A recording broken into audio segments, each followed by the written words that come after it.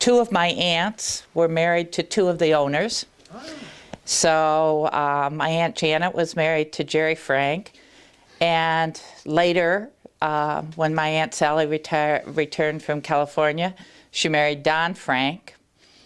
And Barb and Leonard Briggs had always been in my life as friends and friends of the family. And so probably from the time I was a young teenager, I worked at the track, either in the food part most of the time. After I was probably 15, 16, I sold tickets with Barb and was around the track my whole life. I handed out trophies, but not as the trophy girl. Were women permitted in the pits at that time? No. Okay. No. But if you were working the pit gate to just sell the tickets or make the change and stuff, but no. For a number of years, well, I would say maybe a year or so, they kept trying to tell me they were going to fix me up with Gary. And that was their big thing, and I told them to basically mind their own business. and then one night we got rained out, and we all ended up at Ed's and Jen's. Sure. And that's where I met Gary, and from then on we dated, got engaged, and married. Now Gary, at that time, was he involved with Bobby's crew? He was involved with Skips in the very beginning, and Bobby some, but mainly Skip in the Sportsman.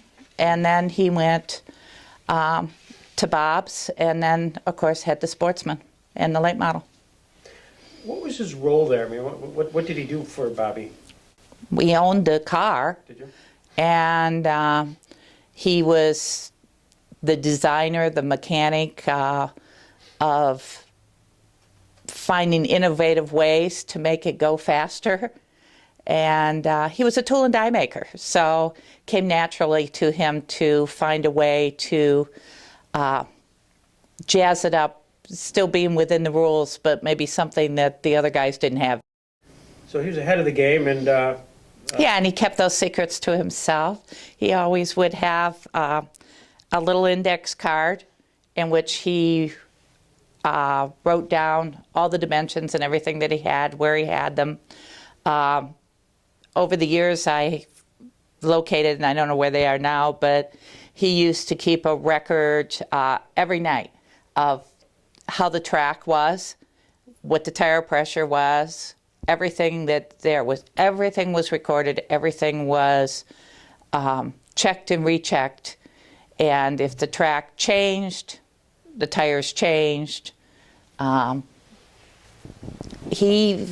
He saw it, I think, more as a challenge to his brain, as much as the fun of just going out and watching it go around the track.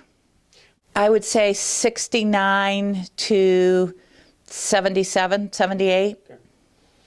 What are the economics of owning a car? Not good. It was...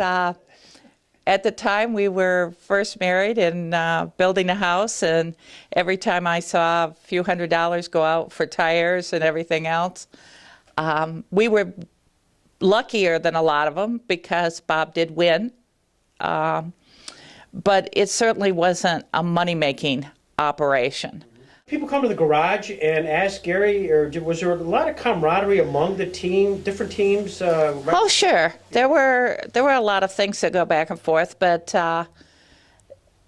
some things they shared, some things they didn't. I think there was not only the advantage of people coming to the garage because it was a separate garage, but also at the time that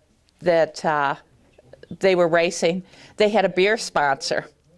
And the beer sponsor was not money, it was cases of beer. Made it a very popular spot. What was your highlight during that time period? Oh, well, the highlight is that when Bob was down and out, you'd know pretty sure that he was going to race like the wind. and come around, and it was exciting to watch him come from behind and win. The highlight definitely was not the fact that I had two uncles and very good friends who owned the track, and I had a husband who was usually mad at them over some rule. And so there was always a little bit of contention. I was trying to say, well, maybe that rule's not so bad, and Gary was angry at him, and then Leonard would be, and I was still working at the track. And so there were those highlights, but it was definitely fun. But as I said, probably the most fun was to be up in the booth and watching Bob come from behind and make it look smooth. Oh, I think Gary was always trying to find the new innovative way to make the car go faster, still stay within the rules, but have everybody scratching their head as to how he did it.